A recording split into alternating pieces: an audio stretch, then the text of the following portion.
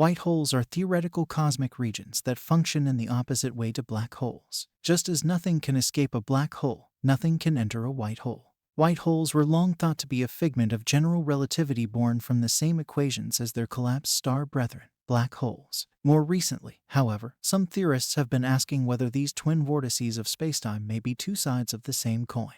To a spaceship crew watching from afar, a white hole looks exactly like a black hole. It has mass. It might spin. A ring of dust and gas could gather around the event horizon, the bubble boundary separating the object from the rest of the universe. But if they kept watching, the crew might witness an event impossible for a black hole, a belch. It's only in the moment when things come out that you can say, "Ah, this is a white hole," said Carlo Rovelli, a theoretical physicist at the Centre de Physique Théorique in France. Physicists describe a white hole as a black hole's time reversal. A video of a black hole played backwards, much as a bouncing ball is the time reversal of a falling ball, while a black hole's event horizon is a sphere of no return. A white hole's event horizon is a boundary of no admission. Space-time's most exclusive club. No spacecraft will ever reach the region's edge. Objects inside a white hole can leave and interact with the outside world, but since nothing can get in, the interior is cut off from the universe's past. No outside event will ever affect the inside. Somehow it's more disturbing to have a singularity in the past that can affect everything in the outside world, said James Bardeen, a black hole pioneer.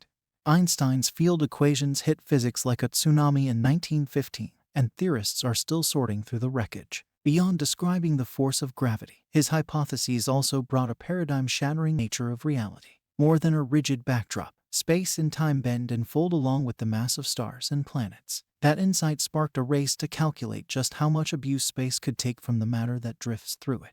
Within a year, physicist and astronomer Karl Schwarzschild found the first exact solution to Einstein's equations, calculating how space-time curves around a single ball of mass. In his answer lay the seeds of what physicists today call a singularity, a spherical mass shrunken down to an infinitely dense point, wrapping space around it so tightly that the region pinches off from the rest of the universe. It forms a no-man's land whose event horizon fractures the link between cause and effect.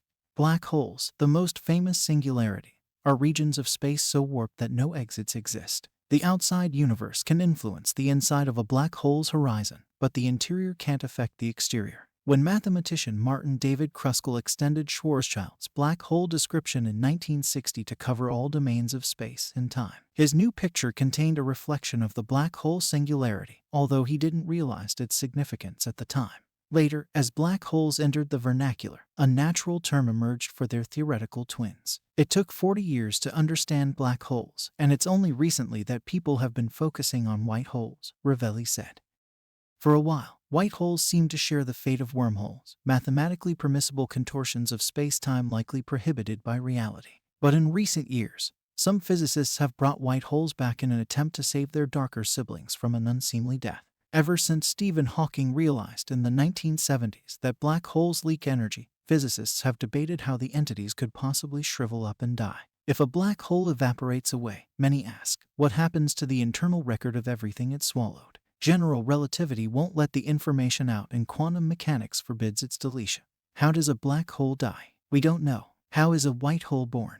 Maybe a white hole is the death of a black hole, Rovelli said. The two questions join nicely, but you have to violate the general relativity equations in the passage from one to the other. Rovelli is a founder of quantum loop gravity, an incomplete attempt to move beyond general relativity by describing space itself as built from Lego-style particles. Guided by tools from this framework, he and others describe a scenario where a black hole grows so small that it no longer obeys the common-sense rules of stars and billiard balls. On the particle level, quantum randomness takes over and the black hole could transform into a white hole. Such a microgram-size white hole, being similar in mass to a human hair, would have none of the gravitational drama of its black hole ancestor, according to Haggard, but would hide a cavernous interior containing the information of everything it had swallowed in its previous life. Too small to attract orbiting matter, the white hole might remain stable enough to eventually spit out all the information accumulated by its forerunner. In this picture, white holes would one day come to dominate the universe, after the stars have burnt out and black holes have withered. Any observers then could easily detect the objects as relatively large particles, Haggard speculates, but those days are countless trillions of times the current age of the universe in the future. It's the craziest time scale I've seen in physics, Haggard said. Tell me in comments about your opinion and missing points. Thanks for watching this video.